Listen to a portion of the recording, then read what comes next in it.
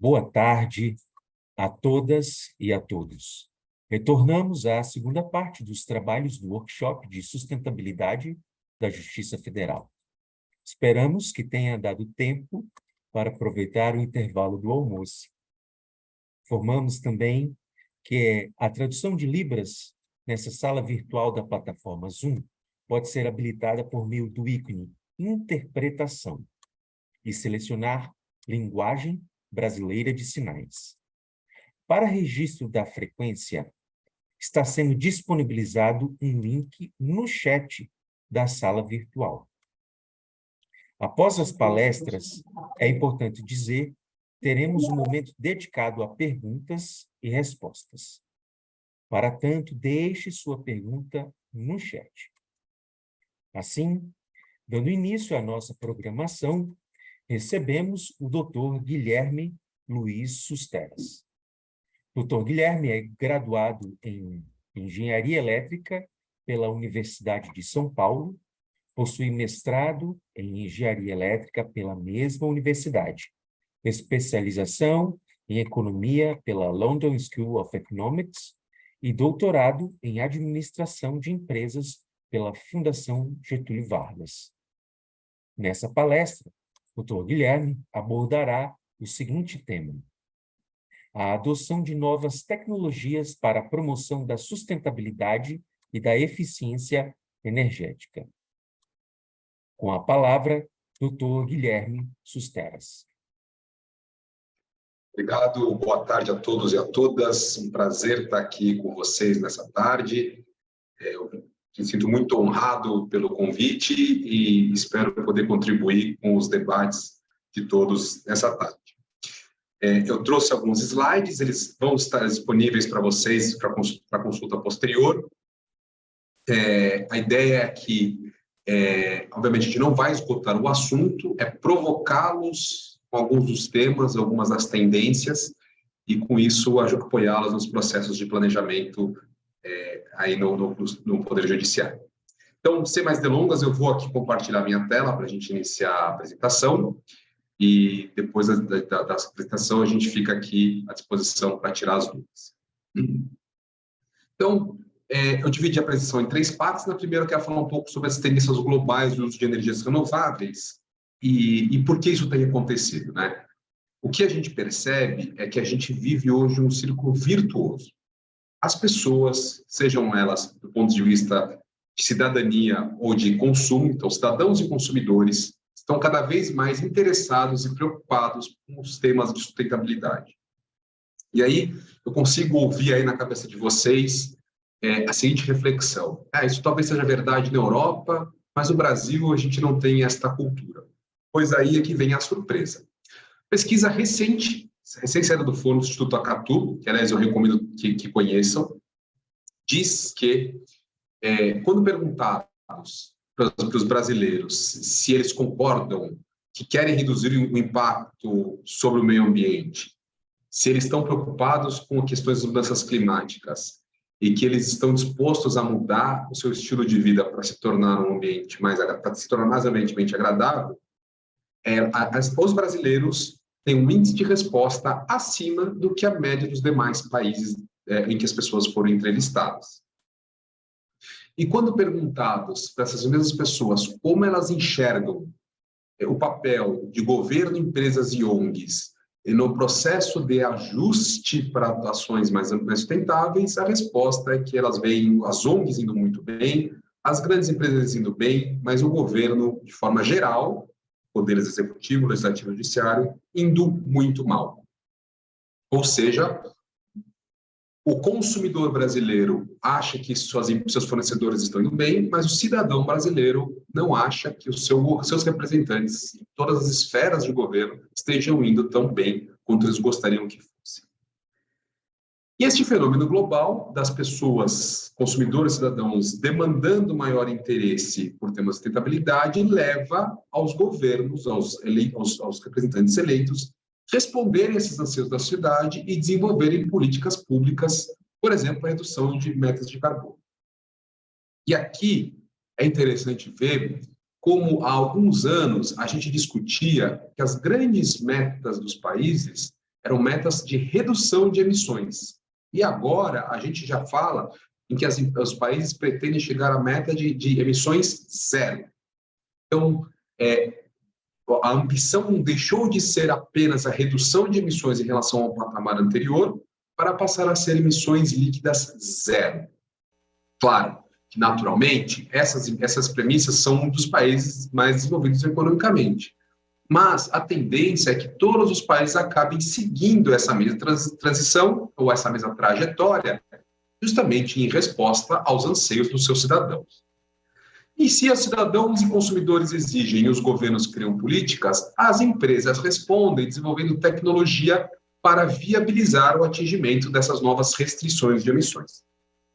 E aí, tanto do ponto de vista de fornecimento de soluções energéticas de baixas emissões, mas também as empresas enquanto consumidoras de elementos energéticos. Então, por exemplo, se criou há uns 10 anos um grupo chamado RECEM, formado por empresas, inicialmente eram 100 empresas, depois esse número cresceu, cuja meta inicial era ter 100% de eletricidade renovável. E essas empresas reunidas, o consumo de energia delas, se elas fossem um país, elas seriam o 24º maior país do mundo em consumo de energia. Ou seja, é um conjunto bastante relevante de consumidores de energia.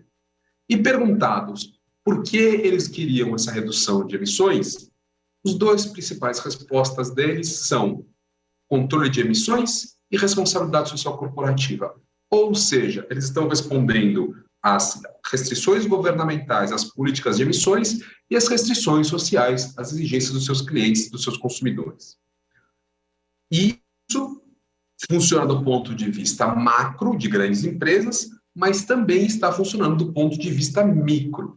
Então, as empresas estão desenvolvendo produtos e serviços para viabilizar que também os cidadãos comuns, também os pequenos negócios, possam participar ativamente desse processo de descarbonização. Ou seja, através de produtos e serviços de recursos energéticos distribuídos, como a geração própria de energia, a gente vai falar um pouco sobre isso daqui a pouco, seja equipamentos de controle de consumo de energia, sejam softwares de apoio à decisão, ou seja, na prestação de serviço. E à medida que as empresas, e principalmente as pessoas, veem que é cada vez mais viável, cada vez mais simples ter ações de sustentabilidade, o nível de exigência delas cresce. E aí a gente entra nesse círculo virtuoso. As pessoas se tornam mais interessadas pelo assunto, os governos criam políticas mais restritivas, a tecnologia responde para atingir essas restrições, as pessoas veem que essas restrições são possíveis e economicamente viáveis, exigem mais pressões, os governos aumentam ainda mais as restrições, e assim a gente vive esse ciclo virtuoso. Então, esta é a realidade global, que também se reflete na realidade brasileira, como mostrei agora há pouco na pesquisa do Acatu. O principal veículo para que as pessoas comuns, não os grandes consumidores de energia, mas os pequenos negócios e também os entes governamentais participem desse processo é através da geração distribuída, que viabiliza a democratização do uso de energias renováveis. Então, hoje, dados da Absolar, a geração solar fotovoltaica ela é a segunda principal fonte, ela já está com 29 gigawatts de potência.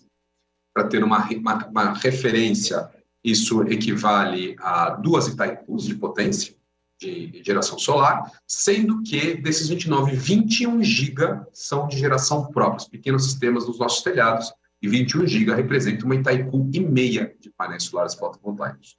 Então, sem dúvida nenhuma, a energia solar fotovoltaica, que efetivamente iniciou como mercado há pouco mais de 6 anos, né? 2017 é quando o número começa e sai aqui do traço, nesse gráfico à direita, e era a menor fonte de geração de energia de todas as fontes que a gente tem no Brasil. Hoje ela se tornou a segunda, e os estudos indicam que ela deve se tornar a principal fonte de geração de energia no Brasil em até 20 anos.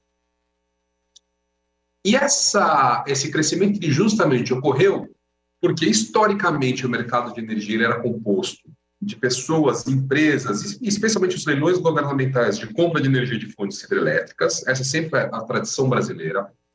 Nos últimos 15 a 10 anos, o Brasil se tornou viável também para outras fontes renováveis, primeiro a eólica e agora a solar, e viabilizou que as grandes empresas pudessem comprar energia dessas fontes, e mais recentemente, essa possibilidade de investimento em geração própria, seja instalando o sistema nos seus próprios telhados ou participando de consórcios ou cooperativas de geração compartilhada, que é a geração remota, isso viabilizou, então, que todos os brasileiros, da pessoa física, jurídica, privados ou públicos, pudessem participar dessa revolução energética em curso no mundo e também no Brasil. Para ter uma dimensão, dos 21 gigawatts de geração distribuída no Brasil, 77% são pequenos sistemas nos telhados, ou seja, a grande maioria são pequenos sistemas, e metade dos sistemas são, de fato, sistemas residenciais. O que é interessante notar nesse gráfico, e, inclusive, de alguma forma, refletindo aquela percepção da pesquisa inicial que eu mostrei para vocês, as pessoas entendem que o governo não está fazendo suficientemente a sua parte nesse processo, é que, embora o governo represente 14% do consumo de energia, e aqui do mercado cativo, né, não do mercado livre de energia, é importante dizer isso, da parte bem democratizada mesmo, bem do pequeno porte, então, embora o governo seja 14% do consumo, ele representa apenas 1% da geração própria de energia. O que é interessante notar é como, desproporcionalmente, o pessoal do campo, né, o ambiente rural, embora represente só 10% do consumo, já representa 15% do consumo de geração, da geração própria de energia. Então, a gente tem esse fenômeno do crescimento acelerado, da participação massiva de pequenos consumidores, residenciais, agro e negócios, mas o governo, de fato, os entes governamentais, de fato, podem fazer mais e atuar mais fortemente nesse mercado, inclusive sem nenhum investimento, através das modalidades de locação de equipamentos, que é uma grande tendência do mercado em todas as esferas de governo, federal, municipal, estadual, executivo, legislativo e judiciário. E, para complementar, a sustentabilidade ela não é apenas a forma como você produz a energia, mas também a forma como você consome a energia. Então, eu quero trazer para vocês aqui um pouco de uma visão de como a internet das coisas, o famoso IoT, está ajudando a viabilizar o uso sustentável de energia. Isso é um fator fundamental. Por quê?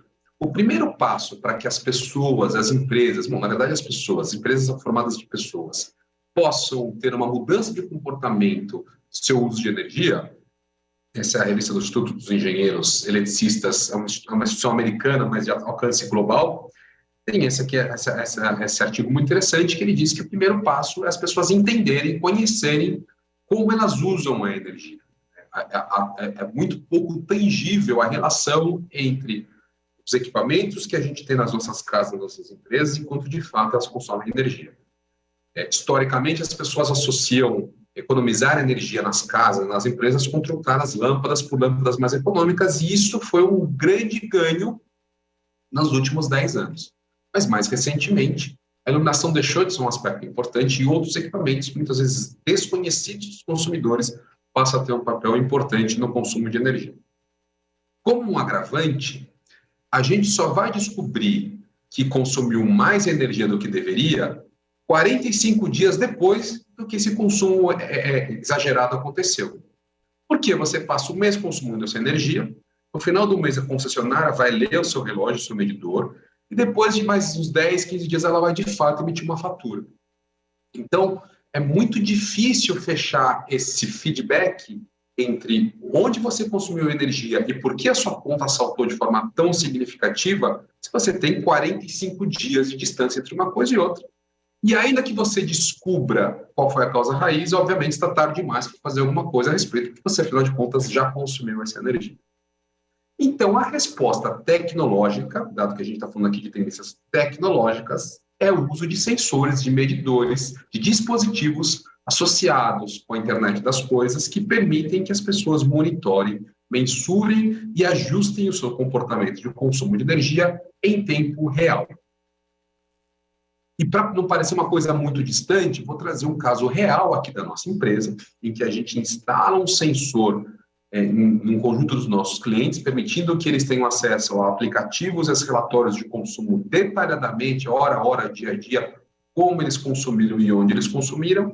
E para tangibilizar o tipo de atividade de eficiência energética que isso pode levar, ou isso que isso deve levar, eu trouxe aqui 3 exemplos de residências. Sei que o escopo da nossa conversa é muito mais corporativo, mas para não falar de alguma atividade que alguém da área de engenharia ou da área de manutenção tem que tomar e ficar muito distante do público, eu trouxe aqui 3 exemplos que eu espero que vocês se identifiquem na vida de vocês.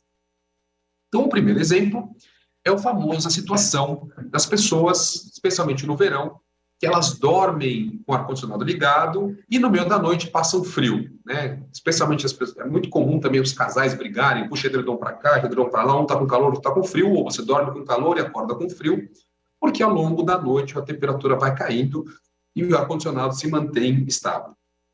A maioria dos aparelhos de ar-condicionado modernos tem um botão lá, que é o botão dormir, ou botão sleep, e o que ele faz é que ele vai a cada hora ajustando a temperatura de maneira a manter o conforto térmico e diminuindo assim o consumo de energia. Na prática, a gente colocou aqui em um cliente nosso usou em 2 finais de semana. Um dia ele usou sem o sleep, outro dia ele usou com o sleep. E o que esses gráficos de linha mostram na linha pontilhada, é o consumo de energia hora a hora sem acionar o botão sleep, e a linha cheia é o consumo de energia hora a hora usando o botão sleep para 2 datas separadas. E o que a gente viu é que, ao longo daquela noite, o consumo de energia diminuiu 24% ao longo daquelas 8 horas de sono desse nosso cliente. No final do mês, isso representa uma redução de 7% na conta de luz. Redução de 7% no consumo. E, ao contrário do que você pode imaginar, que você teria medo de perder o conforto térmico e você está usando menos ar-condicionado, muito pelo contrário, é com mais conforto térmico que você deixa de passar aquele frio no meio da noite por causa do ar-condicionado.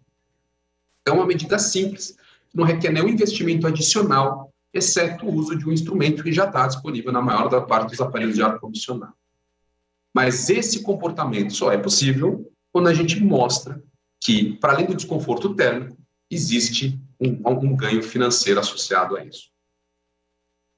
O segundo exemplo que eu tenho aqui é de um cliente que todo dia de manhã tomava o seu banho e para poder tomar o banho quente pela manhã, ele deixava o boiler ligado desde a hora da noite que ele ia dormir. Então, ele ligava o aquecedor de água dele e ia dormir. Quando ele acordava logo cedo, o banho dele estava quente, ele desligava o aquecedor, chegava no dia seguinte, na noite, voltava do trabalho, ligava de novo o aquecedor para poder tomar o banho quente de manhã de novo. E o que a gente indicou para ele foi comprar aquele temporizador, que deve custar uns R$50, para fazer com que ele ligasse automaticamente o aquecimento de água apenas 1 hora, ou no máximo 2 horas antes da hora que ele de fato fosse usar a água quente. E com isso, ele reduziu o consumo dele em 6%. De novo, ele não passou a tomar banho frio, ele simplesmente deixou de aquecer a água numa hora que ele não precisava mais. Solução tecnológica simples, o temporizador, que todo mundo sabe, todo mundo conhece, aquele que quem viaja e mora em casa, deixa para ligar as luzes da casa no meio da noite. Essa é a tecnologia que existe há pelo menos uns 30 anos, que custa muito baratinho em qualquer loja de material elétrico. Se paga no primeiro mês de uso. Por fim, o exemplo de uma casa de veraneio em que o morador tem uma piscina e todo dia o caseiro ligava a bomba da piscina por 8 horas para filtrar água. E a gente sugeriu que ele reduzisse o número de horas em que esse bombeamento de água fosse usado, e especialmente nos dias só que ele fosse de fato usar a piscina, quando ele estava de fato em casa. Ele reduziu a conta de luz em 25%. E não é que ele passou a usar uma piscina mais suja, ele simplesmente deixou de usar um equipamento que ele não usava em outros momentos. Ele sabia que estava bombeando piscina à toa sem ele precisar. O que ele talvez não soubesse é o impacto que esse bombeamento de piscina tinha sobre o seu consumo de energia. Por isso, o primeiro aspecto fundamental para a mudança de comportamento, para você atingir uma sustentabilidade no seu uso de energia elétrica, antes mesmo de utilizar a tecnologia, para resolver a dor, é conhecer a dor, ter acesso à informação. É assim que a tecnologia ajuda no uso mais sustentável de energia elétrica.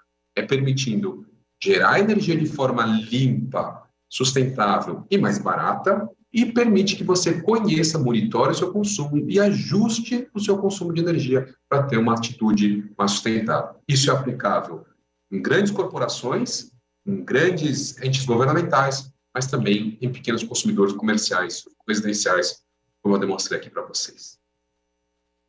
Dentro do meu tempo, acho que é isso que eu tinha para apresentar de slides. Fico aqui à disposição para as perguntas e, mais uma vez, quero agradecer aqui a oportunidade de poder compartilhar um pouco dessas informações com vocês.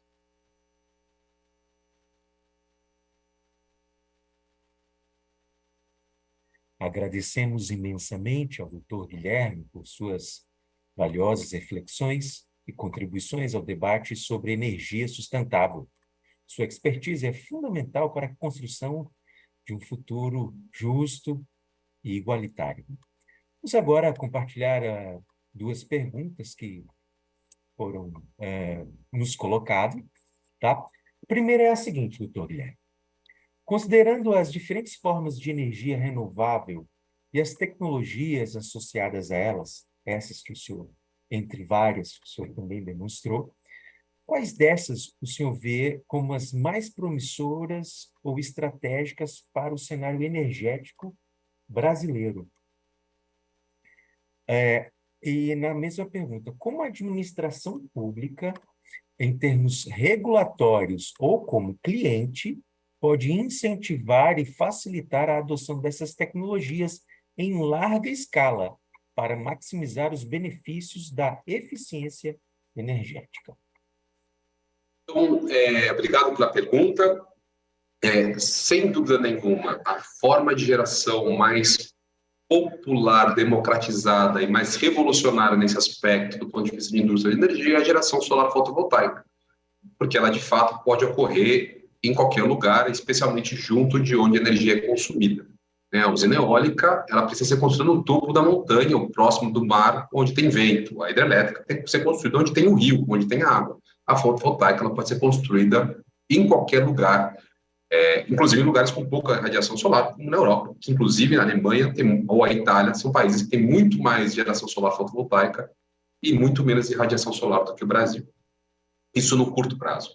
No médio prazo, daqui a 4, 5 anos, a gente vai ter um novo fenômeno tecnológico, que é o fenômeno do armazenamento de energia. As baterias estão ficando cada vez mais baratas, cada vez mais econômicas, muito por conta da indústria automobilística, que está desenvolvendo muito essa tecnologia para a mobilidade elétrica, mas como um subproduto positivo do setor de energia elétrica, é que o custo das baterias deve cair, e isso deve revolucionar de forma significativa o cenário energético mundial. Inclusive, vamos precisar repensar o que a gente vai fazer com a infraestrutura que está aí construída, porque a forma de uso dessa infraestrutura de fios, postes, transformadores, vai mudar.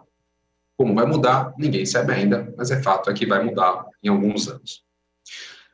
O papel do governo tem sido fundamental, primeiro como viabilizador, então, inicialmente criando regras que permitiam que as pessoas gerassem sua própria energia. Mais recentemente, a aprovação da Lei 14.300 no Congresso Nacional, fundamental para transformar em marco legal, o que era apenas um marco regulatório da geração própria de energia. Faltam alguns elementos de complementação dessa regulamentação pelo Conselho Nacional de Política Energética e depois pela Agência Nacional de Energia Elétrica. Há trabalhos importantes a serem feitos para corrigir a lei ou garantir que ela seja executada da forma como pensada pelos legisladores. Esse é um trabalho importante que é feito pelo setor. Isso do ponto de vista regulatório. E além, alguns incentivos muito interessantes para financiamento, a inclusão da geração solar fotovoltaica no Plano Safra, Pronaf, linhas de crédito, tudo isso, eu diria que está em bom curso.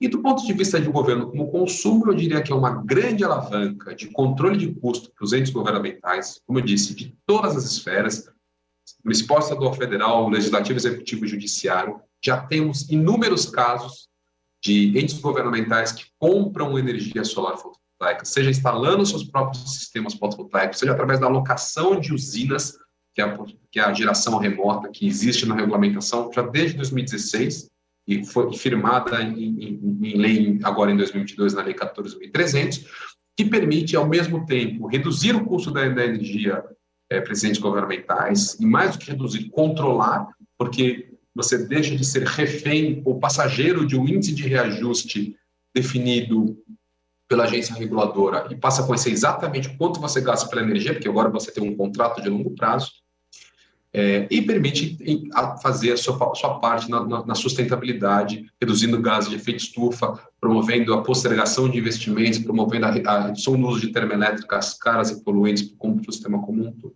Então, este é o papel que o governo já vem desempenhando, alguns entes do governo já vem desempenhando, inclusive no Poder Judiciário. A gente tem o exemplo do STJ, que usa sistema de geração solar fotovoltaica, e que seguramente é um bom caminho para as varas locais seguirem esse exemplo, porque faz sentido econômico, faz sentido sustentável. Ok, doutor, muito obrigado por sua resposta. Uma segunda pergunta que foi nos enviada pelo Damásio, da Justiça Federal do Espírito Santo. Ele diz assim: operamos 2 usinas fotovoltaicas e estamos construindo uma terceira. Porém, diversos problemas operacionais têm demandado muito trabalho para a solução. E ainda existe uma limitação grande para disponibilizar área para essas novas usinas. Da sua experiência, a compra de energia, e aí não sei se ele está falando de mercado livre ou não, talvez não, né? Ou de créditos gerados remotamente, pode ser uma alternativa mais adequada do que a construção de usinas? Ficou clara a pergunta, doutor? Ficou claríssimo, acho excelente pergunta, doutor Carlos. Obrigado pela sua pergunta no Espírito Santo. Primeiro, parabéns pela iniciativa de construir a sua própria usina.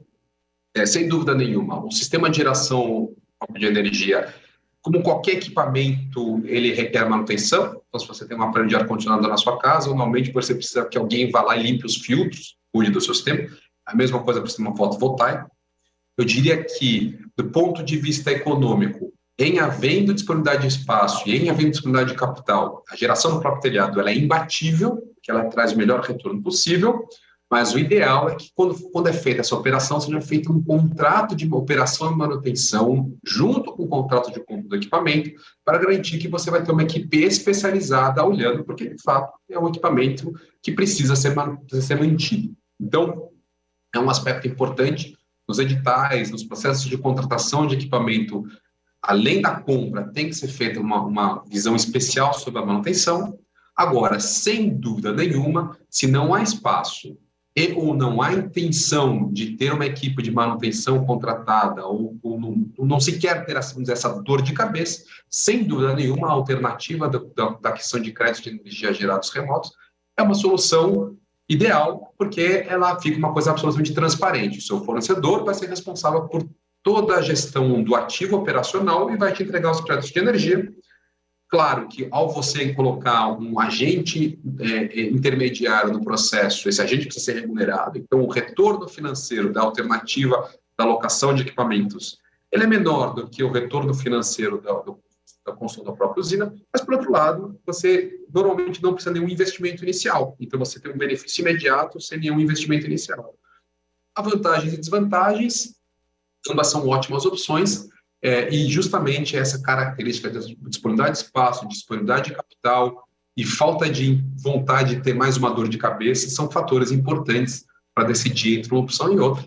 E ambas as opções são muito boas e ambas atingem o mesmo objetivo de ter uma energia mais econômica e mais sustentável.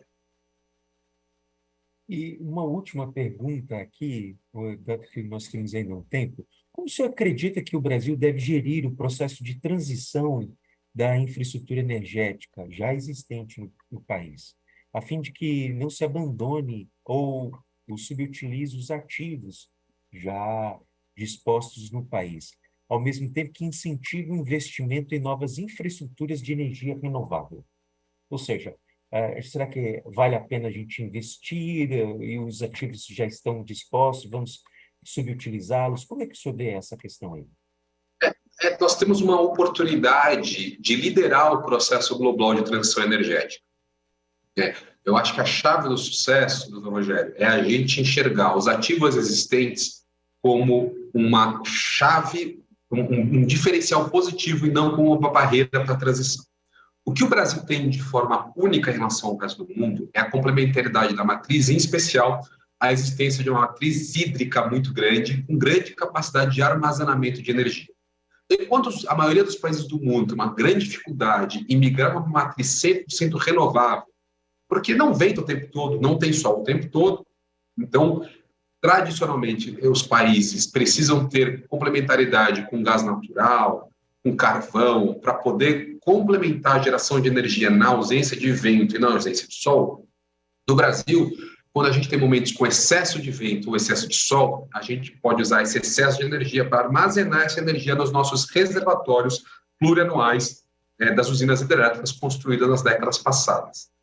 E quando falta o sol e quando falta o vento, a gente utiliza essa energia que foi armazenada na forma de água, ou seja, um armazenamento barato, não são baterias, são reservatórios que já estão construídos, já estão à nossa disposição, e usamos a infraestrutura existente justamente para fazer essa intermediação dos excessos de geração solar e geração eólica para as hidrelétricas e o excesso e a falta de sol e vento, trazendo de volta essa energia das hidrelétricas. Então, todo esse arcabouço de infraestrutura que a gente já tem existente no Brasil pode ser, precisa ser um grande diferencial na transição energética. A gente precisa repensar a forma de remunerar os proprietários desses ativos para incentivá-los a manter esses ativos na operação condizente com a necessidade do país e fortalecer o investimento nos sistemas distribuídos de geração limpa, inclusive exportando, eventualmente, nosso excesso de capacidade de geração, por exemplo, na forma de hidrogênio verde, que é o outro grande tema da moda, que, de fato, pode ser... O Brasil tem todas as características para ser um líder global também nessa commodity. O que é hidrogênio verde, Vitor, para a gente terminar aqui a nossa participação? Muito bem. O hidrogênio verde é o hidrogênio produzido através de fontes renováveis. Como é que se produz o hidrogênio? Todo mundo aprendeu na escola, você pega a água, você coloca 2 eletrodos na água e o H2O, sai H2 de um lado, sai O2 do outro, então você separa a água entre hidrogênio e oxigênio. Quando você usa eletricidade produzida a partir de fontes renováveis para produzir este hidrogênio, se chama hidrogênio verde. E ele pode ser usado de formas múltiplas, desde armazenamento de energia, para você gerar hidrogênio em momentos de excesso de energia, para transformar ele de volta em eletricidade em momentos de escassez de energia, como também para substituição de combustível, seja para transporte ou, ainda mais, para processos produtivos que necessitam de hidrogênio, por exemplo, produção de aço. A siderurgia precisa de hidrogênio no processo de transformar o ferro em aço. E hoje esse hidrogênio é produzido através do carvão. E ao trocar o carvão pelo hidrogênio verde, você descarboniza a cadeia do aço. Da mesma forma, os fertilizantes são nitrogênio com hidrogênio. Hoje o hidrogênio para fertilizante é produzido através do gás natural. Quando você troca o gás natural como fonte de hidrogênio pelo hidrogênio verde, você descarboniza a cadeia do fertilizante.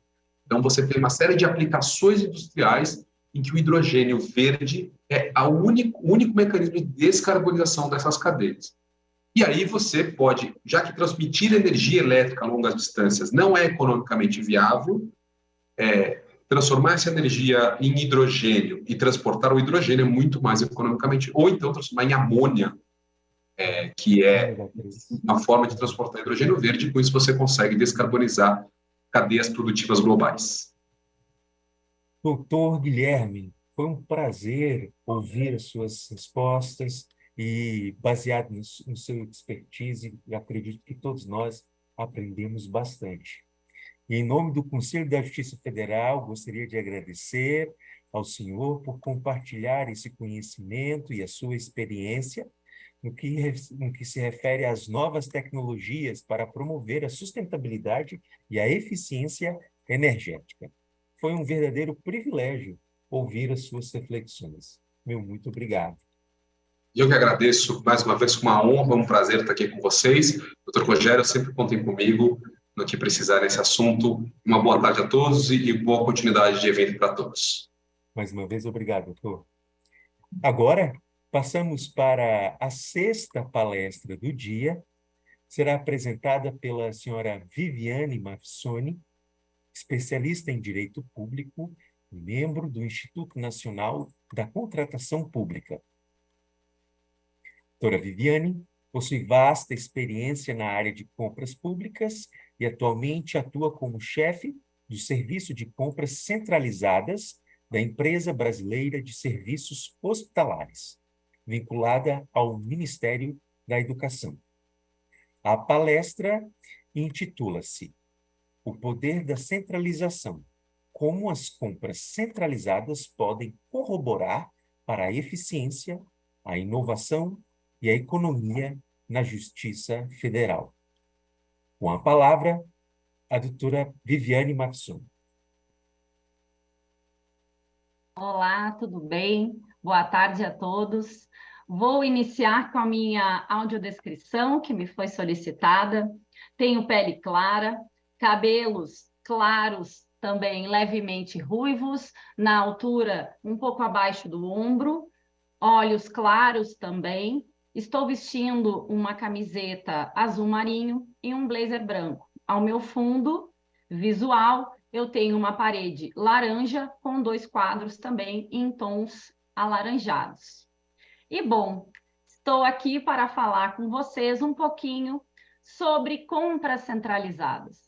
Talvez nem todos aqui trabalham com a legislação de licitações, então faço já uma breve explanação aí sobre esses institutos legislativos. Estamos, né, com uma lei nova, a 14133, de 2021, que passa, em que pese já vigente, ela passa a ser obrigatória a partir do dia 30 de dezembro deste ano. E a partir do dia 30 de dezembro deste ano, teremos revogadas as leis 8666, a lei 10.520, que rege o pregão eletrônico, e a lei do regime diferenciado de contratação. E a nova lei de licitações traz agora, de forma expressa, questões referentes à centralização de compras, em que pese saibamos já de diversas unidades e diversos entes que trabalham com a centralização, a lei vem trazendo isso de forma expressa, fazendo com que chame a atenção dos gestores e da alta administração nos seus âmbitos de atuação. E vou compartilhar com vocês aqui um material, eu mesmo compartilho, Rogério? Sim, doutora, se a senhora puder. Perfeito.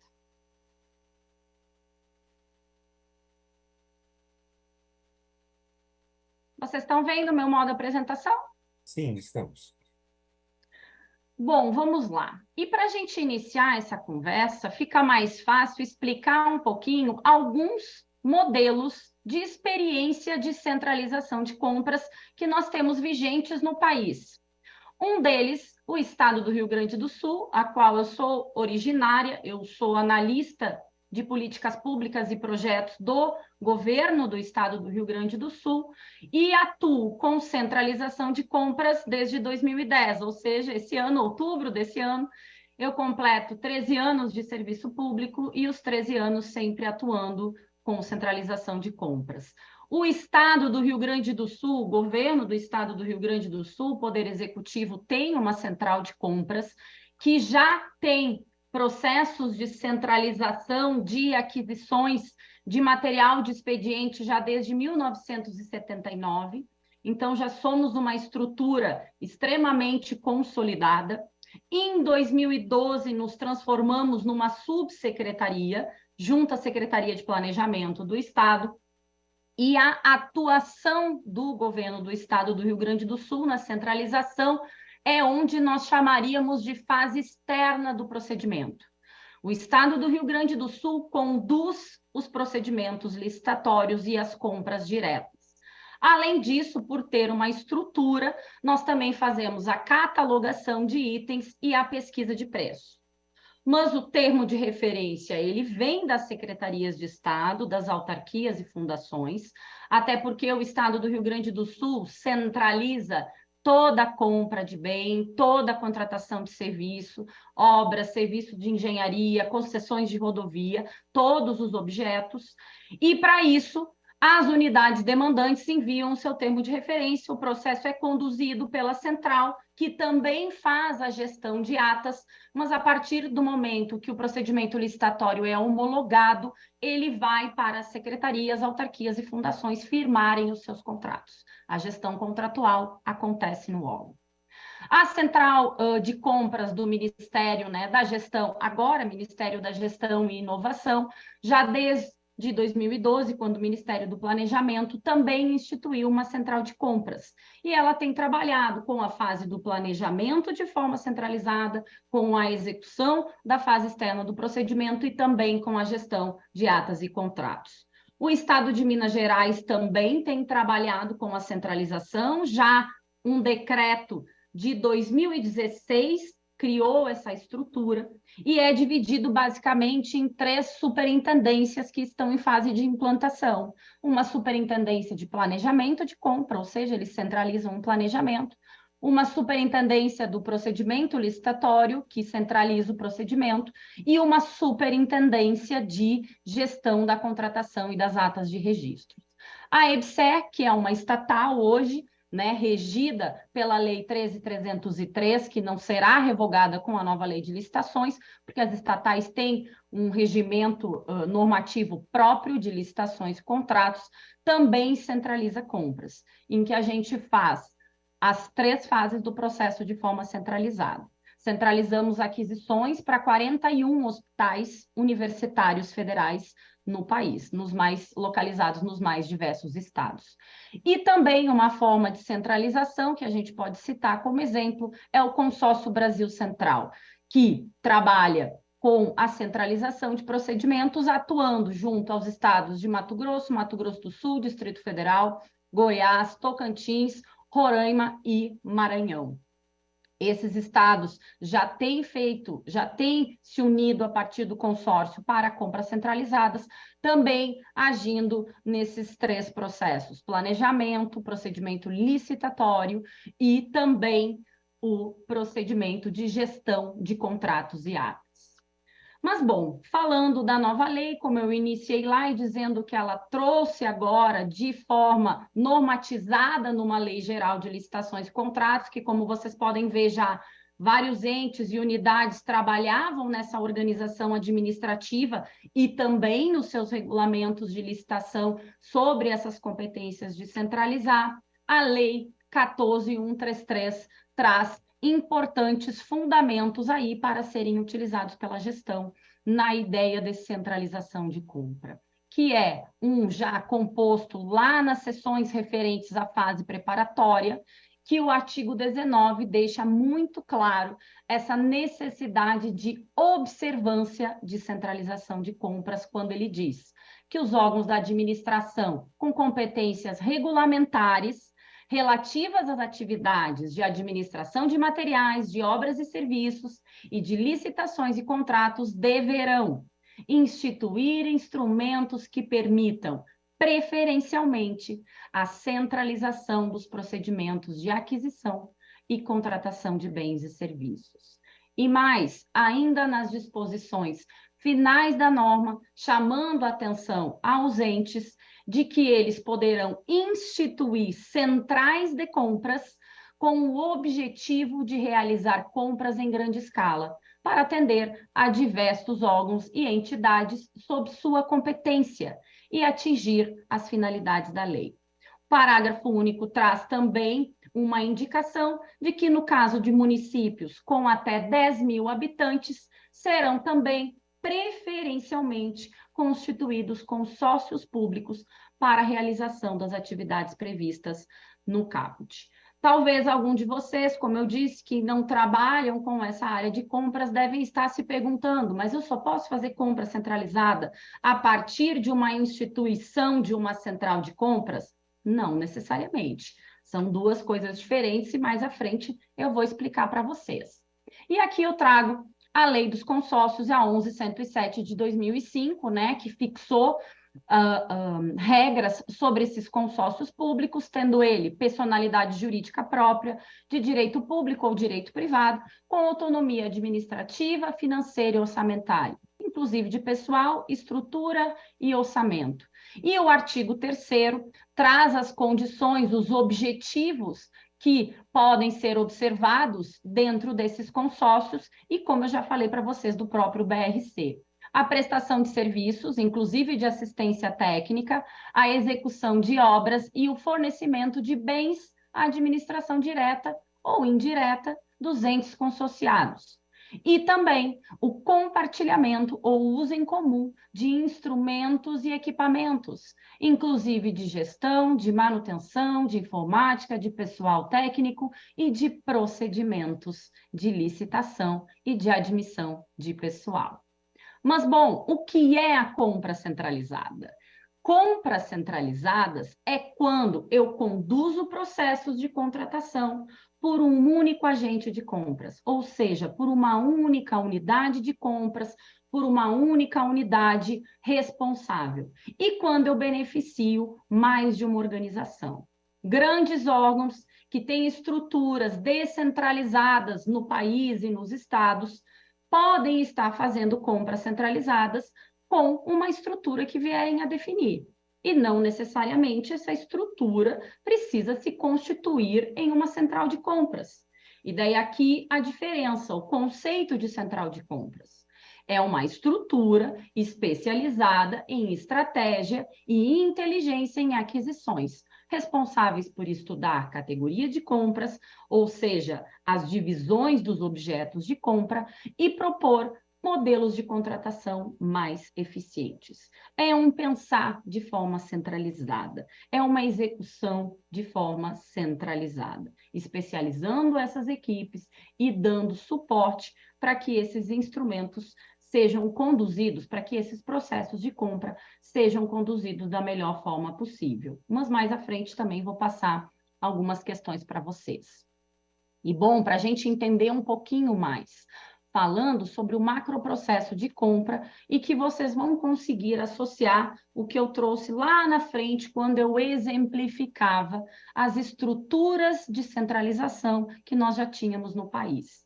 E aqui nós temos o nosso macroprocesso de compra, que é a fase de planejamento, conhecida como a fase interna. Alguns já me dizem, a gente não fala mais em fase interna e fase externa, isso é coisa dos antigos, mas, né, como eu já estou muito tempo nisso, eu ainda uso a expressão fase interna e fase externa da licitação. Mas vamos usar os termos, né, vigentes. A fase de planejamento, a fase do procedimento licitatório ou da compra direta e a fase da gestão do contrato e a fase da gestão da ata. Esse macroprocesso, eu posso dele fazer um modelo amplo de centralização, e quando eu falo no modelo amplo, é eu centralizar planejamento, procedimento e gestão, como vocês viram, a estrutura do Estado de Minas Gerais funciona dessa forma. A gente pode ter uma definição de estrutura para trabalhar apenas com a centralização da fase do planejamento. E daí, nesse ponto, também eu confesso que eu não tenho conhecimento no país de alguma estrutura que funcione apenas centralizando a fase de planejamento. E eu posso ter também uma estrutura que vai centralizar o planejamento e o procedimento licitatório, que é o mais comum, deixando a gestão de contrato para os órgãos fazerem essa descentralização da gestão. E alguns instrumentos de centralização de compras. Mas, Viviane, como a gente pode centralizar? Eu posso estar usando o procedimento auxiliar de registro de preços, que gera atas de registro, que hoje é o mais comum, o mais usual.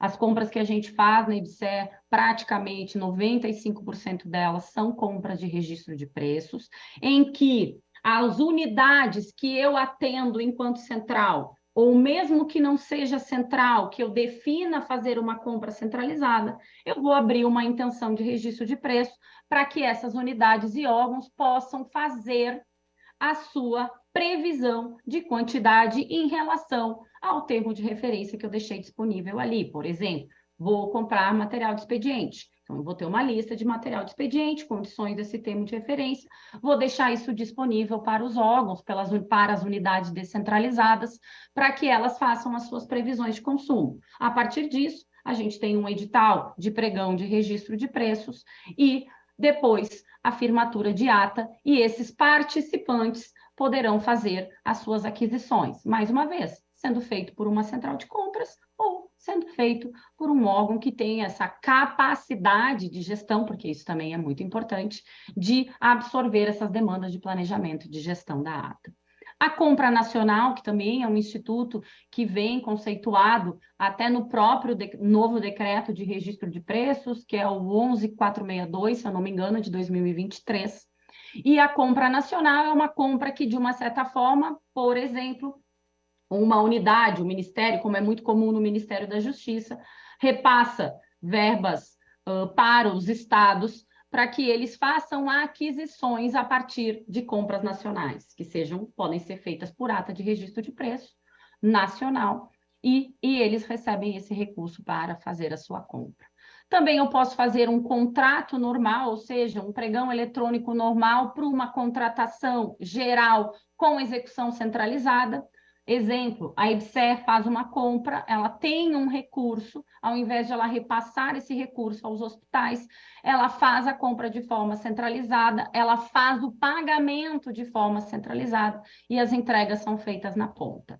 Ou eu também posso fazer um contrato com a execução orçamentária descentralizada. Eu faço um contrato centralizado, firmo esse contrato aqui pela administração central da EBSER e os órgãos fazem as suas emissões, os hospitais fazem as suas emissões de empenho e a execução orçamentária e entrega é feita na ponta pelos hospitais. Mas, claro, aqui a gente está falando numa contratação com um prazo de 30 a 60 dias, uma entrega numa única etapa, quando, por exemplo, eu não tenho a necessidade de contratações frequentes e eu preciso resolver uma demanda única. E, bom, o planejamento das compras centralizadas, né? E depois, mais à frente, um pouquinho sobre as boas práticas. Porque, de um certo modo, eu também escuto muito as pessoas perguntar, nossa, mas o que eu tenho de diferente num planejamento de compra centralizada? Eu digo, nada, quando eu falo nos instrumentos de planejamento.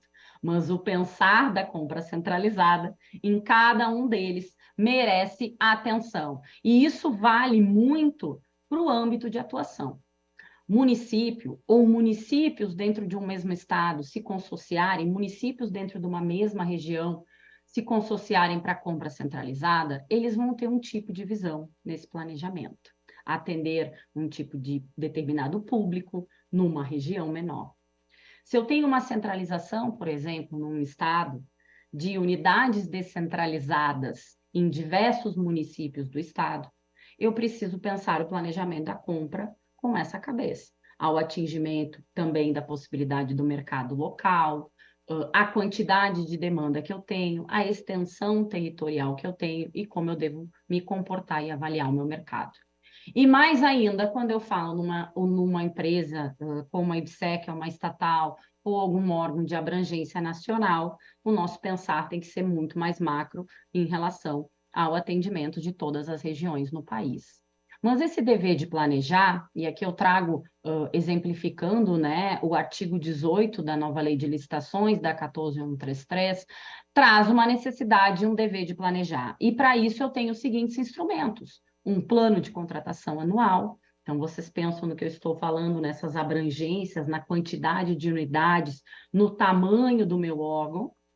Um estudo técnico preliminar, né, que é onde a gente vai fazer essa avaliação do mercado, vai fazer a avaliação da necessidade da administração e demonstrar quais são os meios, quais são as alternativas que eu tenho, né? E quando a gente está falando aqui no planejamento, sempre levando em conta a questão da sustentabilidade como um todo, né? Seja ela ambiental, social e econômica, né? E mais à frente nós vamos ver esses pontos. A necessidade de avaliação de termo de referência também nesse trabalho de descrição do objeto que eu quero. Análise de riscos, né, de quais são as possíveis situações, problema que pode ocorrer no planejamento, no procedimento licitatório e na execução, e como eu, órgão, administração, empresa estatal, vou poder, em determinado momento, atuar para minimizar esses riscos. E, claro, a pesquisa de preços, que hoje é um dos principais calos que a gente tem aí, principalmente quando a gente fala em centralização de compras e a necessidade da gente estudar o mercado como um todo. E trazendo para vocês um pouquinho dos aspectos de eficiência e inovação, né, e economia na centralização de compras. E daí trago aqui para vocês também o nosso plano de sustentabilidade, né? Hoje a gente tem vários conceitos ou vários nomes do que chamamos de compras sustentáveis. Licitação sustentável, contratação pública sustentável, compras verdes, compras ecoeficientes, compras responsáveis. E para isso, e isso compõe uma harmonização de objetivos principais econômicos, sociais e ambientais.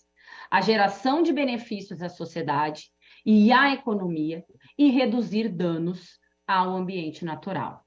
E temos ainda uma avaliação institucional, em que eu levo em consideração governança, com foco em uma entrega efetiva ao cidadão. E também infraestrutura, na melhoria da qualidade de vida. Então, são vários objetivos que nós também precisamos pensar quando estamos a tratar num planejamento de compra, levando em consideração, por óbvio, o princípio licitatório já previsto na 8666 e hoje, mais uma vez, expresso na 14133, que é o princípio do desenvolvimento nacional sustentável. E aqui, trazendo para vocês um resumo do que a gente falou até então, né, que a centralização de compras, especialmente quando nós falamos no estabelecimento de centrais de compras, funcionam com o objetivo de aglutinação da demanda de toda a administração para o mercado. Com isso, é possível gerar ganho de escala nas compras públicas, que vamos falar um pouquinho sobre isso, além de otimizar o planejamento, reduzir custo burocrático e facilitar o controle da corrupção. Sempre, é claro, observando a possibilidade de padronização de itens, né? Quando a gente pensa, por exemplo, falando de novo aqui numa estatal que eu estou centralizando compra para 41 hospitais, vocês imaginam esses 41 hospitais fazendo as suas compras sem definições de padronização, sem definições específicas de atuação estratégica e, claro, sempre pensando em imprimir ganhos aí de qualidade.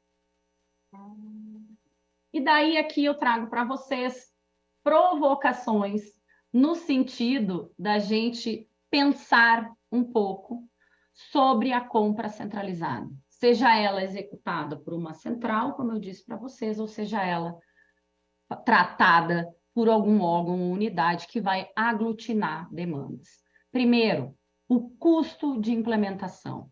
Sim, isso tem um custo de uma certa forma, o que não quer dizer que isso, a longo prazo, gere uma economia. E quando a gente fala esse custo de implementação, muitas vezes são reestruturações de unidades centrais que devem, de uma certa forma, a partir de regulamentos, trabalhar com a centralização de compra. Resistência do mercado fornecedor. Sim, o mercado fornecedor está acostumado a participar de procedimentos licitatórios feitos por unidades administrativas descentralizadas. Talvez, em alguns aspectos, a centralização de compras, e a gente fala isso muito na IBSE, faz com que o mercado também se reorganize, né? Hoje a gente tem, por exemplo, distribuição de medicamentos. Talvez existam em algumas empresas, né, a distribuição a depender de região. E se eu faço uma compra centralizada na IBSER num lote único de medicamento a distribuir para o país inteiro, porque na minha pesquisa de preço eu identifiquei que esse preço não tem uma variação no país e por isso eu vou fazer ele em lote único, eu posso ter alguma resistência do mercado fornecedor nesse momento. O alto compromisso público. O alto compromisso da alta administração, repetimos, alto. Precisa sim ter um compromisso em relação a isso, principalmente quando a gente fala em estrutura e capacitação dos agentes que vão atuar nessa área. Logística de entrega. O quanto hoje é difícil pensar num estudo técnico preliminar e fazer uma avaliação, né? Ainda que a gente tenha aí muitos dados disponíveis já e a transparência vem para isso, mas o quanto nós precisamos de especialistas que saibam avaliar os dados de compras no país. E quando eu falo isso é porque a gente consiga, por exemplo, fazer uma avaliação que as mesmas empresas estão fornecendo para estados diferentes, para cidades diferentes, e o preço público é muito similar. O que a gente faz crer que talvez eu não tenha um custo de frete maior e que eu poderia estar usando essa compra ou fazendo essa compra em lote único. E não precisaria estar, por exemplo, regionalizando. E hoje na IBSER a gente usa 2 formatos. Regionaliza compras, ou seja, eu compro o mesmo objeto de forma regionalizada e também compro, em algumas situações, o objeto todo de forma centralizada em lote único. As dificuldades, né, os desafios que a gente tem com o levantamento do mercado fornecedor, o estudo de comportamento desse mercado, que era o que a gente estava falando, a regionalização da compra centralizada, como eu também comentei com vocês, a necessidade de levantamento da demanda e de previsão de quantidade mínima a ser adquirida. A gente sabe aqui que quem trabalha com planejamento de compras, principalmente quando a gente fala no instrumento de registro de preço, que não exige dotação orçamentária prévia e não obriga a administração a contratar o que ela planejou, mas a gente sabe que esse planejamento deve sempre levar em conta a necessidade versus a possibilidade. E o quanto esse autocompromisso público, né, deve levar em consideração quando ele faz esse planejamento. Porque não adianta nada eu pegar 10.000 unidades de caixa de seringa e fazer um planejamento, criar essa expectativa no fornecedor e depois não ter esse consumo, né? Vai fazer com que eu frustre essa expectativa e que provavelmente num próximo procedimento eu não vou ter o ganho de escala que eu espero. E também os desafios dessa gestão de ata, contratos, né, que a gente tem de forma centralizada e também condições de pagamento do fornecedor.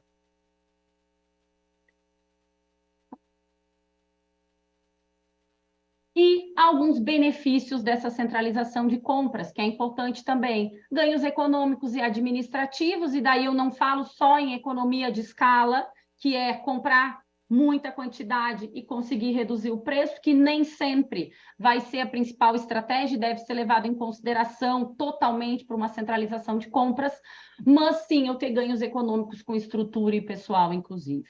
Tem um colega meu, Vinícius Mota, que trabalhava comigo na centralização ali na IBSER, que tem um estudo publicado na ENAP, se vocês procurarem no Google, vocês localizam, sobre o custo de um processo licitatório.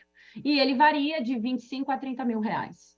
Então, só disso, já de 41 hospitais, eu teria uma economia processual. Redução daí, em geral, de custos administrativos, né, com pessoal, com trabalho, com mão de obra, com estrutura, com tudo.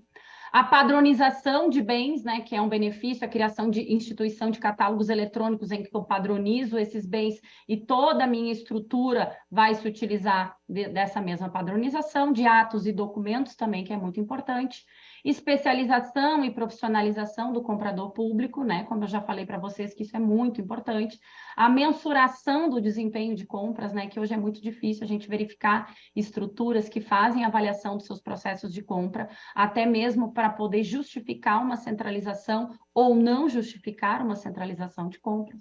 As compras sustentáveis como um todo, e aqui eu falo de questões ambientais mesmo trazida dentro do processo, né? O quanto a gente precisa começar a pensar em comprar papel sustentável, comprar copinho sustentável. No estado do Rio Grande do Sul, a gente teve um trabalho muito forte em relação a isso e conseguimos fazer essa virada de chave. E, claro, controle e transparência de uma forma centralizada facilita bastante a execução aí desses procedimentos. Deixo para vocês, deixei disponível, Rogério, esse material, né, algumas dicas de leitura que eu trato sobre o processo de centralização, uma delas escrita falando sobre o processo de centralização no Rio Grande do Sul, outra falando sobre o processo de centralização na IBSER e também sobre a centralização em consórcios municipais. Aqui um livro sobre a centralização de compras, organizado pela professora Virgínia e pelo professor Felipe Vilaça, que trabalhava anteriormente na IBSER, antes de eu ser convidada para vir atuar nessa centralização, e com um livro com várias questões que é extremamente interessante sobre o processo de centralização, e recomendo para vocês. Muito obrigada, peço desculpas caso eu tenha extrapolado um pouquinho meu tempo, mas eu fico aqui à disposição, doutor Rogério, para os questionamentos.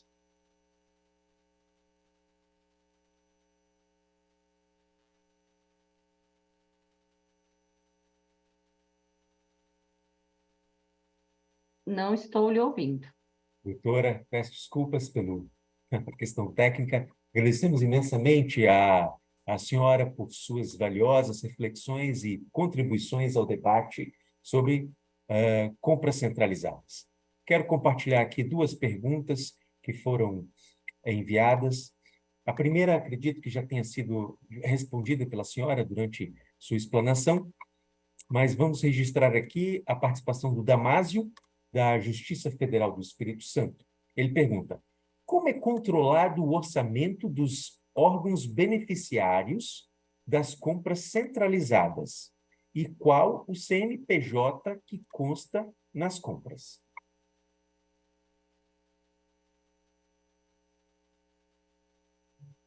Opa, perdão, estava com meu áudio fechado. O que acontece hoje? Essa previsão orçamentária, ela deve vir prevista no plano anual de contratação, porque o plano anual de contratação hoje, ele nada mais é que a vinculação do que eu tenho de orçamento com o que eu quero comprar. E, a partir disso, uma definição, o que eu vou centralizar ou não vou centralizar. No caso da IBSER, nós não temos ainda um plano de contratação anual, mas é feito um planejamento orçamentário anteriormente sobre como vai se adquirir. E daí, Damásio, como eu estava falando, esse planejamento orçamentário, ele vai depender muito de depois, no momento da compra, qual é a definição que tu vai ter de modo de compra. Se você tiver, por exemplo, um orçamento, uma disponibilidade orçamentária central, em que esse orçamento é seu, e há um projeto que você vai dizer o seguinte: olha, vou comprar de forma centralizada, com execução centralizada, webcams para utilizar em todas as unidades da Justiça Federal no país. Então, você vai ter um recurso próprio, CNPJ central, contrato assinado com o CNPJ central, e depois a distribuição e entrega para as unidades que você preveu na sua compra, e a execução depois financeira, o pagamento pela administração central. Mas você pode ter conhecimento nesse plano anual de contratação e nesse planejamento que as diversas unidades estão todas elas querendo comprar computadores. E para isso, um tempo anterior, você vai fazer uma definição e vai dizer o seguinte: eu vou comprar computadores de forma centralizada, através do registro de preços, vou firmar uma ata, e a execução orçamentária, ou seja, CNPJ que vai pagar, é o CNPJ que vai firmar contratos lá na ponta, originários de uma ata de registro. Então, eu posso ter de todas as formas essa descentralização orçamentária, e vai depender como for o meu pensar e a disponibilidade do meu orçamento para mim definir quem vai ser o CNPJ contratante. Obrigado, doutora. Segunda pergunta se refere ao risco que as micro e pequenas empresas representam. Como podemos equilibrar a necessidade de eficiência e economia nas compras centralizadas com o importante papel que as micro e pequenas empresas desempenham em nossa economia? Bom, isso é uma discussão e é um debate aí muito grande, rende uma palestra só sobre isso, mas é uma discussão que a gente tem na IBSER quando a gente fala numa empresa de âmbito nacional, né, centralizando compra. E, claro, a gente tem uma legislação que fomenta essa necessidade de, quando eu vou principalmente contratar itens até R$80 mil, que eu preciso dar uma exclusividade desse lote e desse item para as empresas na disputa.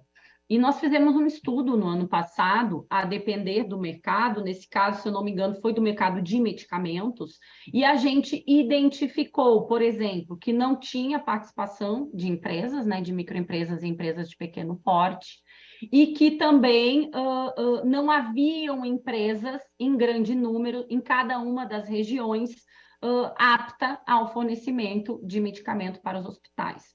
Isso fez com que, dentro da possibilidade da legislação, a gente não desse exclusividade desse lote para elas, e sim uma concorrência ampla, possibilitando, inclusive, que elas venham, né, participar, só que, por óbvio, sem os benefícios da legislação.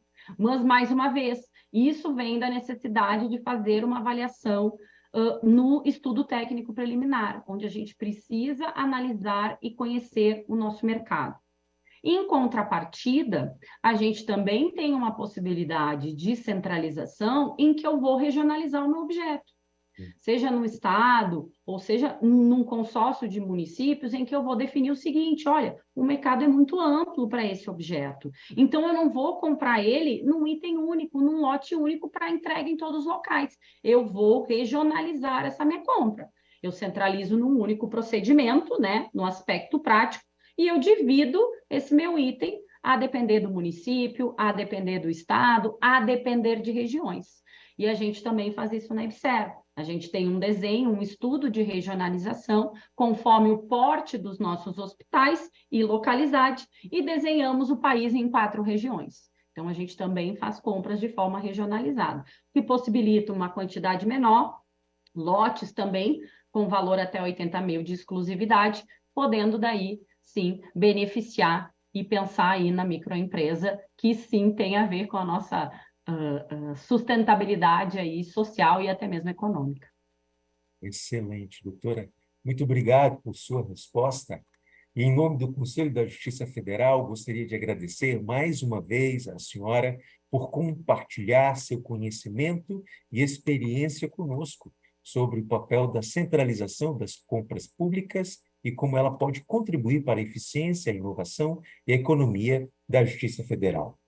Foi um privilégio ouvir suas reflexões. Muito obrigado. Muito obrigada, Rogério. Agradeço aí a todos os participantes e fico à disposição. Muito obrigada pelo convite. Mais uma vez, obrigado.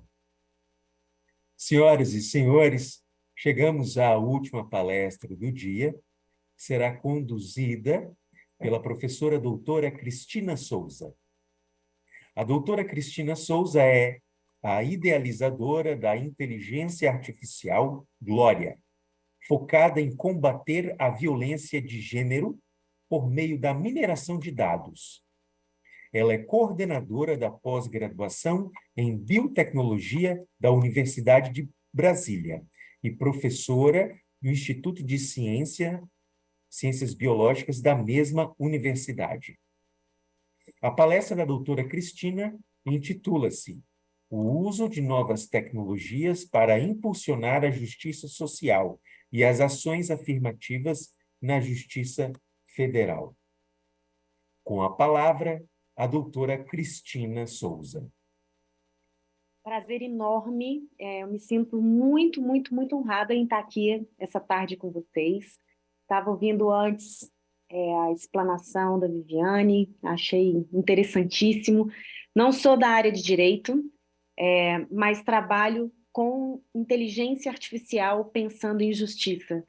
Justiça social, impacto socioambiental e, com isso, desenvolvimento de conteúdos, de impactos, de frentes que realmente modifiquem o nosso contexto, né? Modifiquem o mundo. Eu sou professora da Universidade de Brasília, sou também da curadoria do MIT no Brasil, trabalho muito com projetos de extensão, olhando para a inovação que atue com o ESG, então Environment, Social e Governance, e trabalho muito com a parte de empreendedorismo social, empreendimentos sociais, inovação e tecnologias para desenvolvimento de países. Falando tudo isso, apenas me apresentando, para começar a contar assim, qual seria o nosso papo hoje. Quando eu recebi o convite, eu pensei muito em como trazer um panorama para a justiça brasileira, olhando a partir de tecnologia. Então, eu, por bem, achei que contar a minha história, contar o que o Instituto Glória vem fazendo, contar a nossa atuação, podia ser a forma mais próxima de dizer o quanto do lado de impacto social, como sociedade, como organização social, nós estamos impactando pessoas e, por outro lado, o quanto a gente precisa pensar em parcerias, em projetos conjuntos, para que, então, de um lado se tenha um pedaço da inteligência de justiça e, do outro lado, tenha-se todas as ações pontuais que tragam estratégias e inteligência da necessidade da população. Então, eu vou pedir para quem estiver passando para mim, por favor, se pudesse passar para o próximo. Por favor, o próximo slide. Muito obrigada. A Glória, ela é uma inteligência artificial que nasce em 2019, que visa acabar com a violência contra mulheres e meninas no mundo. Nós não somos um bot, eu não criei um bot, eu não idealizei um chatbot, não idealizei um site ou uma rede social. Isso é uma plataforma de transformação social para apoiar e deixar legado para gerações futuras de mulheres e meninas. É importante a gente olhar para alguns dados e entender a problemática da violência contra mulheres e meninas. Em 2018, o secretário executivo da ONU declara como uma pandemia, antes da pandemia de Covid, a violência de gênero. No Brasil, a gente sabe que a cada 2 segundos uma mulher sofre violência. A cada 2 minutos, a Maria da Penha, a Lei Maria da Penha é acionada. A cada 9 minutos, uma menina é estuprada. E a cada 2 horas, uma mulher é morta. Olhando para esses dados, entender políticas públicas e como pensar políticas públicas se torna fundamental. Eu venho de um programa do Departamento de Estado americano chamado We Americas, criado pelo Obama, onde eu tive a chance de ficar 1 mês e meio na Casa Branca, sendo mentorada diretamente e aprendendo e entendendo a importância do gap existente hoje pela não igualdade de mulheres e meninas no mercado econômico mundial. Do mesmo lado que a gente vê esse contexto de violência e de problemas sociais dado à violência contra mulheres e meninas, nós temos uma outra frente que 75% da predição de consumo no mundo é feito por nós mulheres. No entanto, apenas 15% dessas mulheres conseguem se colocar no mercado, ser inseridas no mercado de trabalho, para poder, além de predizer, poder consumir diretamente. Banco Mundial tem um estudo que nos últimos 10 anos, a cada mulher versus homem que ganhava apoio social, ajuda social, algum dinheiro social para se manter, aqueles que tinham filhos, as mulheres que ganhavam essa ajuda social aumentavam 3,5 quilos a mais dos seus filhos ao longo de um ano que no lugar de homens que recebiam essa ajuda social. Então, entender processos culturais e de identidade social nos permite pensar em como a tecnologia pode fazer parte do processo de desenvolvimento social. Próximo, por favor. Esses são alguns diplomas que nós recebemos, alguns prêmios que nós recebemos. Em 2019, o Mulher Cidadã Carlota Pereira de Queiroz, do Congresso Nacional. Em 2020, o Prêmio Mulheres Eternas, do Supremo Tribunal Militar. Em 2021, o Prêmio Brazilian Women Making a Difference, da Embaixada e Consulados Americanos no Brasil. Esses foram alguns dos prêmios que nós recebemos, dados os trabalhos e os impactos que nós ocasionamos no nosso contexto no Brasil e, obviamente, no mundo, porque estamos em 194 países no mundo. Próxima, por favor. Desde que a gente lançou o Instituto Glória, uma instituição sem fins lucrativos, nós aparecemos em mais de 3.000 mídias olhando a necessidade e a importância de cada projeto que a gente executava. Vale ressaltar que nós estamos em 194 países, porque somos signatários do Pacto Global da ONU. Nós temos no Brasil 32 projetos ocorrendo desde 2019. Nós já impactamos no Brasil mais de 1 milhão de pessoas nesses 3 anos. E no mundo, nós impactamos mais 420 mil pessoas. Então, somando tudo, obviamente, no Brasil a gente tem um número maior de projetos, mas nós já impactamos um número grande. E o meu grande sonho com tudo isso é poder predizer padrão de comportamento da violência antes que a violência ocorra. Então, mapear padrões de comportamento, mapear e entender a questão da violência por alguns pontos, algumas dimensões, se torna fundamental para o Instituto Glória entender o que é violência contra a mulher. Próximo, por favor. Nós somos uma somatória. Na verdade, a Glória não é uma melhor amiga, ela não é uma delegada, ela não é uma psicóloga, ela é uma inteligência artificial que vem como uma ferramenta para apoiar, minerando dados e trabalhando com informações a partir de blockchain, ou seja, informações que são seguras de serem passadas e transportadas, para, com isso, ajudar a psicólogos, médicos, professores, governadores, presidentes, juízes, a entender padrão de comportamento da violência e, dessa forma, pensar em políticas públicas que sejam mais assertivas e, com isso, a gente diminua processos de violência, chegando ao momento, que é o meu grande sonho, em poder acabar com a violência contra mulheres e meninas. A próxima, por favor. Nós atuamos em 5 eixos dentro do Instituto Glória: segurança, acesso à justiça, empreendedorismo, saúde da mulher e educação. Pode passar. No de segurança, pode passar também, por favor.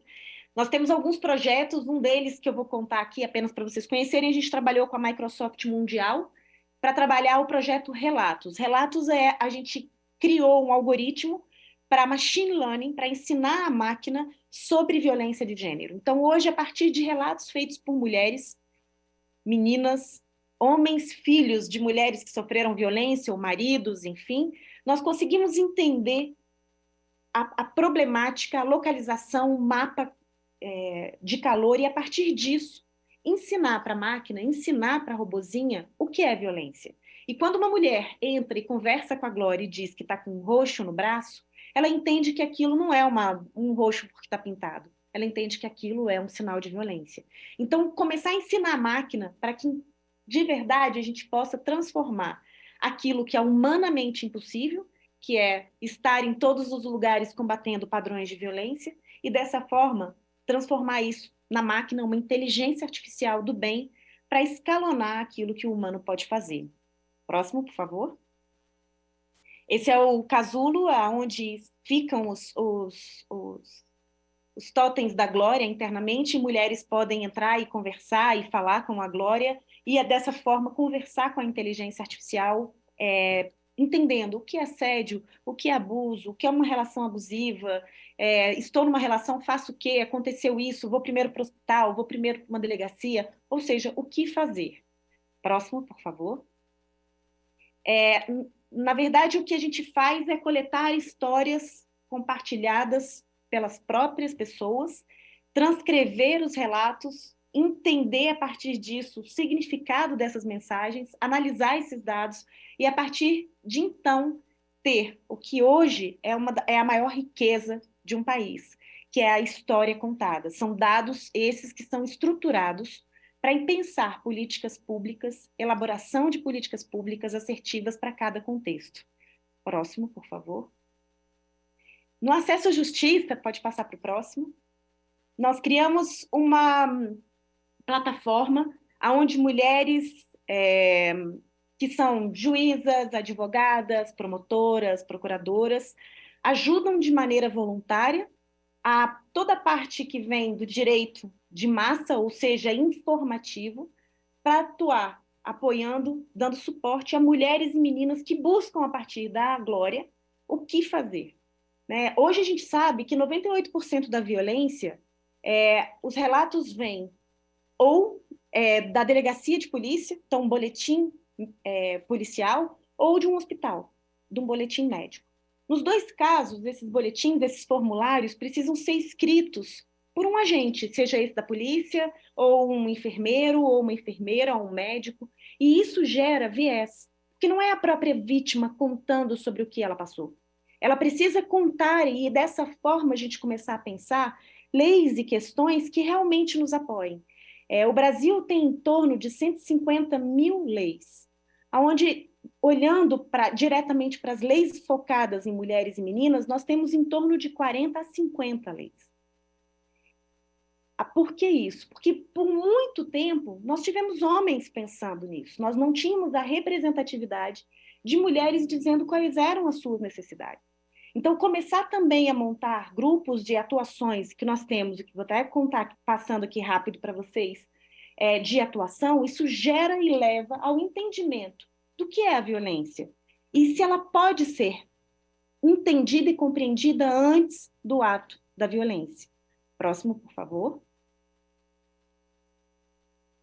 Nós temos grupos de redes de mulheres que atuam com grupos de trabalho, entendendo essas questões de cultura, tecnologia, inovação e a internacionalização desses modelos, que são olhados para o combate da violência contra mulheres e meninas, grupos esses de pesquisa linkados ao CNPq, que a gente discute contextos no Brasil e fora do Brasil, e a partir disso a gente monta relatórios para a ONU ou para outros organismos internacionais, contando qual é o retrato do Brasil frente ao olhar de mulheres no contexto brasileiro.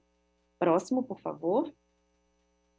Na área de empreendedorismo, pode passar também, que é o nosso terceiro eixo, a gente entende que aqui é a real liberdade de uma mulher. Mulheres, por muitas vezes, não saem de contextos abusivos ou de violências que passam dentro das suas casas porque não tem como manter ou comprar comida para os seus filhos. Mulheres com filhos com deficiência, mulheres que não têm um emprego com filhos pequenos, mulheres que fazem o trabalho invisível dentro de casa, no sentido de cuidar de um parente, de cuidar de uma criança. Essas mulheres não conseguem trabalhar, não conseguem se inserir economicamente no mercado. E dessa forma, pensar em como reinseri-las e serem entendidas pelo mercado, pelo desenvolvimento social e econômico de um país, faz com que essas mulheres saiam e rompam barreiras de violência. Próximo, por favor. Com isso, a gente tem alguns projetos. Um desses, por exemplo, é o Mundo de Glória, que a gente fez em parceria com o CNPq, um jogo todo em 2D para jovens de escolas públicas brasileiras.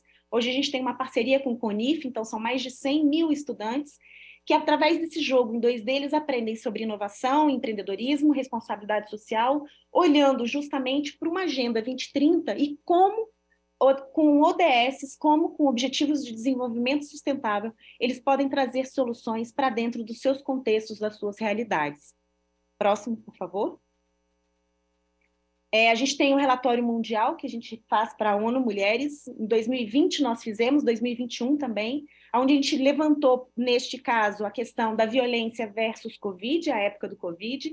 Agora, para 2023, possivelmente a gente vai estar voltando à retomada dessas mulheres ao mercado de trabalho, porque muitas delas, por não ter creche, não ter escola, saíram dos seus empregos. Então, a reestruturação familiar e econômica se colocando e como é que o Brasil está se colocando frente a isso.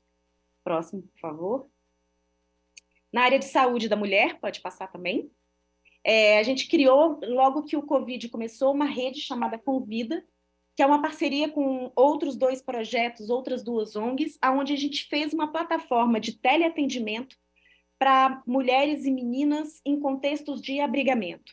Socioeducativo, presídio, casa de passagem, casas-abrigo. E, a partir disso, a gente minerou dados para entender o quanto de investimento em saúde a cada R$1, o quanto isso retornava como impacto social para o nosso país e diminuía com isso o custo de políticas públicas, por exemplo, para tirar uma mulher de uma penitenciária e levar para um hospital, isso custa em torno de R$1.800 a R$2.500, isso na época do Covid, para levar essas mulheres do presídio por questão de segurança e uma série de outras coisas. Quando você faz o teleatendimento, você baixa isso para R$2. E muitas vezes o grande problema de mulheres em contextos de abrigamento é a não continuidade de tratamento, é a não continuidade do olhar para aquele problema que muitas vezes meninas no socioeducativo largam, por exemplo, a escola continuada, a educação continuada, porque não conseguem enxergar, porque teriam um grau alto nos óculos, coisa que com atendimento contínuo e um teleatendimento poderia ser melhorado ou resolvido. Próximo, por favor. Na parte de educação, é a área do Instituto que mais está desenvolvido, pode passar. Nós temos uma parceria com o Departamento de Estado americano, onde a gente desenvolveu, a gente já está na 3ª edição, na 3ª turma, que era antigamente o STEAM Power for Girls. STEAM é a sigla para Ciência, Tecnologia, Engenharia, Artes e Matemática, ou seja, meninas na ciência. E são meninas do Brasil inteiro, do interior e de grandes cidades do Brasil inteiro, todas elas de escolas públicas, todas elas do Instituto Federal, onde a gente trabalha com ensino técnico brasileiro, em condições de total vulnerabilidade. A gente tem 87% das meninas são autodeclaradas negras ou pardas, 90% dessas meninas de baixa renda, a gente tem 15% dessas meninas com algum tipo de deficiência, e a gente forma essas meninas para serem as líderes do futuro. Pode passar a próxima, por favor? Muito mais do que entender o quanto a gente consegue formar, é o impacto que a gente traz para cada comunidade. É dar luz, dar olhares para meninas que estão pensando em ciência de ponta. E aqui, quando eu falo isso, o ano passado, por exemplo, o nosso tema era meio ambiente e sustentabilidade. E eu tenho meninas do norte do país que desenvolveram telha a partir da fibra do coco para casas de baixa renda, que diminui, por exemplo, a questão térmica e melhora a questão de som, a partir da fibra do coco que é jogada no lixo, e é um problema é um problema enorme hoje para o meio ambiente. Nós temos meninas, por exemplo, que desenvolveram leite em pó a partir das mesmas características do leite materno e estão exportando esses leites para a África. Esse ano, nós estamos formando 78 meninas na área de acessibilidade e inclusão, e essas meninas estão pensando em soluções para trazer mais acessibilidade e inclusão para pessoas das suas comunidades. Próxima, por favor. Prometo que eu estou quase aqui acabando.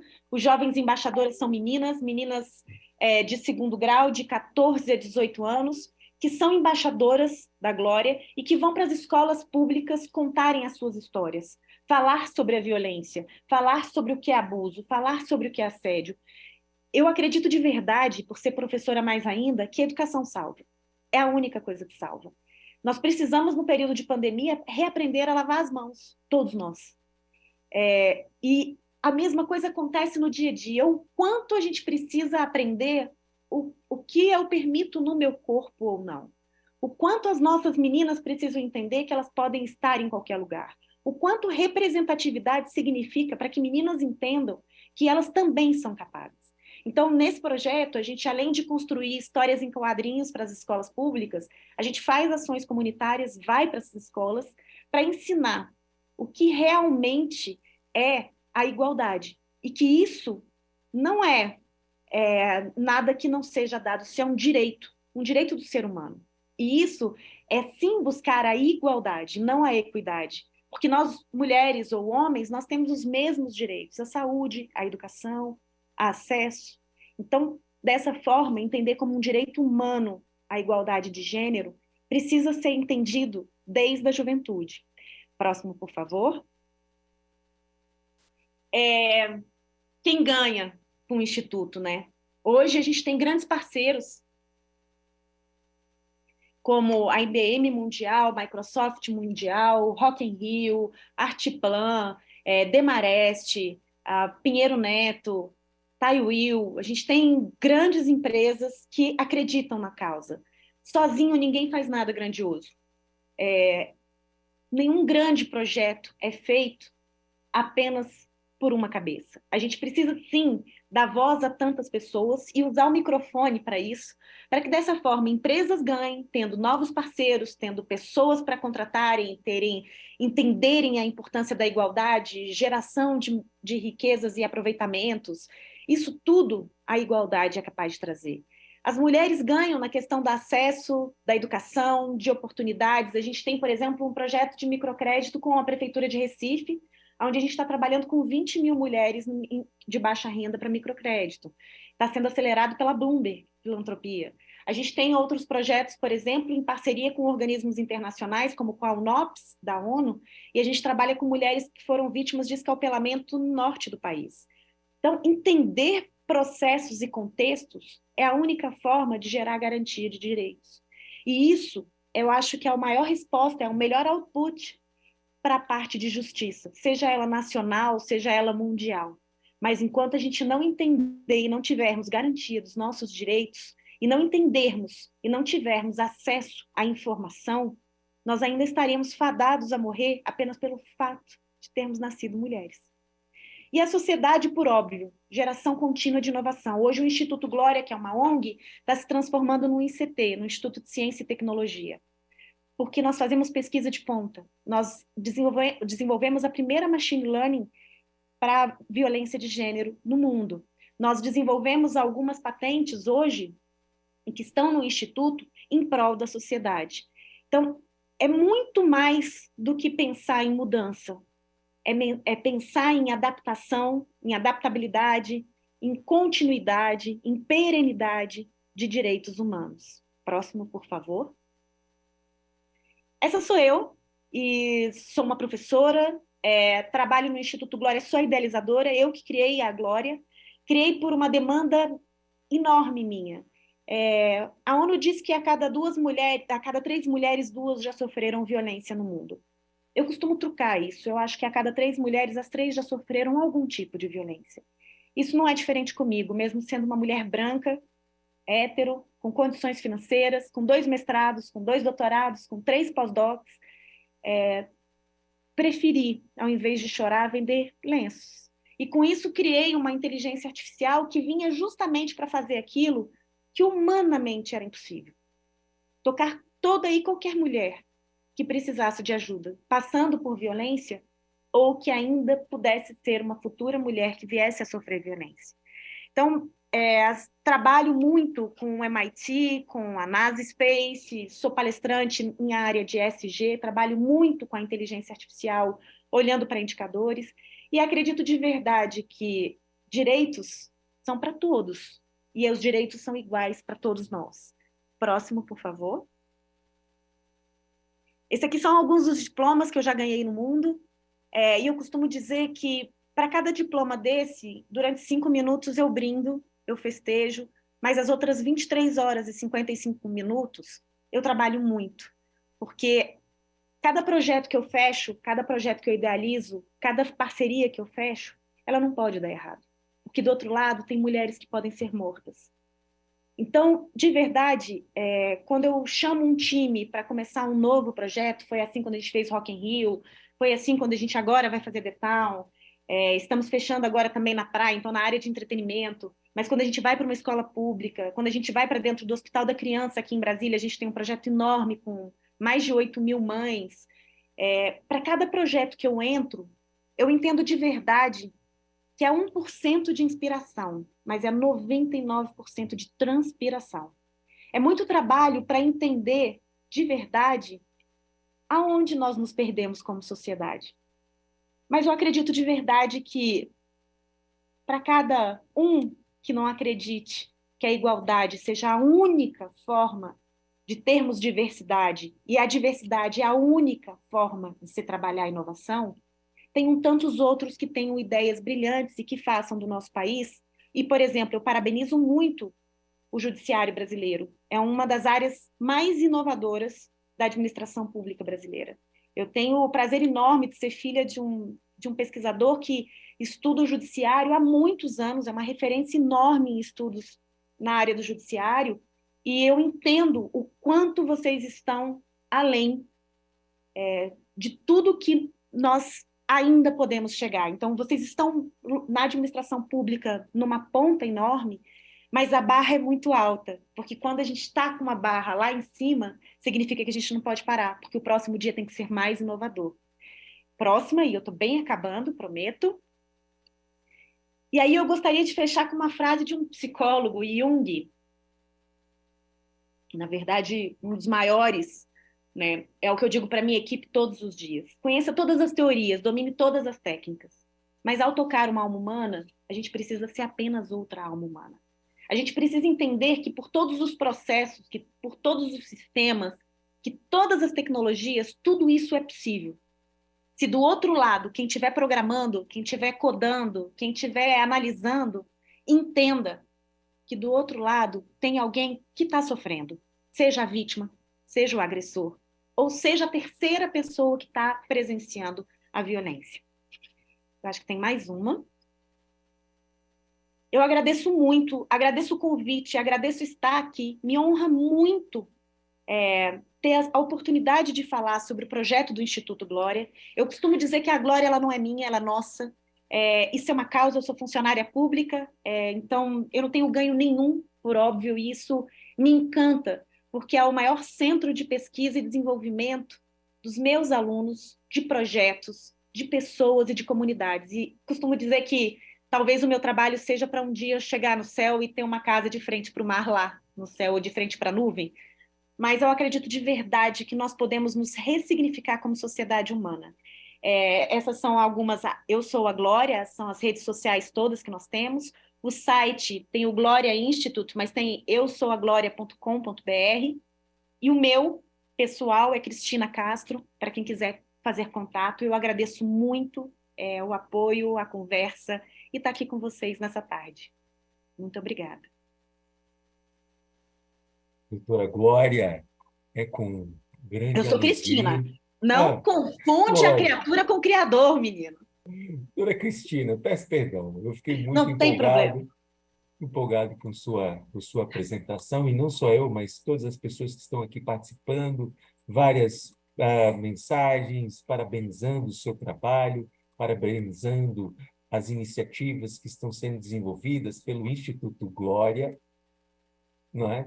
Cujo CEO é a doutora Cristina. Isso. E pronto. E gostaríamos imensamente agradecer por suas valiosas reflexões e contribuições ao debate. Por certo, muito haveria ainda de se falar, e se fôssemos juntar todas as possibilidades que as pessoas aqui presentes, estão 177 pessoas, a maioria delas falando, trazendo aí, parabenizando o seu trabalho, ficaríamos aqui por horas. Todavia, o tempo urge, temos ainda outras atividades até o fim do dia e, portanto, vamos aqui encaminhar para o encerramento. Dessa forma, em nome do Conselho da Justiça Federal, gostaria de agradecer mais uma vez à senhora por compartilhar seu conhecimento e a vasta experiência conosco, né, sobre a intersecção entre inovação, tecnologia e justiça social, né? Foi realmente um privilégio uma pessoa tão premiada dentro e fora do país, não é, ouvir as suas reflexões, né? Muito obrigado. Eu que agradeço muito e costumo dizer o seguinte, que o maior prêmio que eu tenho é que eu aprendo todos os dias o quanto juntos nós somos uma somatória de histórias que realmente mudam contextos. A palavra sustentabilidade é um sacão que cabe quase tudo, mas a gente olhar para cada ponto e como a gente mexe nisso, isso é fundamental. Muito obrigada, agradeço muito a todos. Mas e a despeito desse grande umbrella, né, sacão que a senhora falou, uma das premissas é a igualdade de gêneros, e eu acho que isso a senhora está de maneira brilhante promovendo entre nós, tá? Então, a transmissão aqui no Zoom será encerrada em breve, pois daremos início a 3 oficinas simultâneas com os temas energia limpa e renovável, central de compras e inclusão e diversidade. Para aqueles que não participarão das oficinas, gostaríamos de informar que os trabalhos resultarão em documentos que impulsionarão redes de aprendizagem entre servidores ligados às respectivas temáticas. Esses documentos estarão disponíveis na página do Conselho da Justiça Federal. Agradecemos a todas e a todos pela presença e pelas contribuições ao longo do evento. Encerramos agora a transmissão aberta e convidamos os participantes indicados para as oficinas que ingressem no link do Zoom, conforme e-mail encaminhado. Muito obrigado.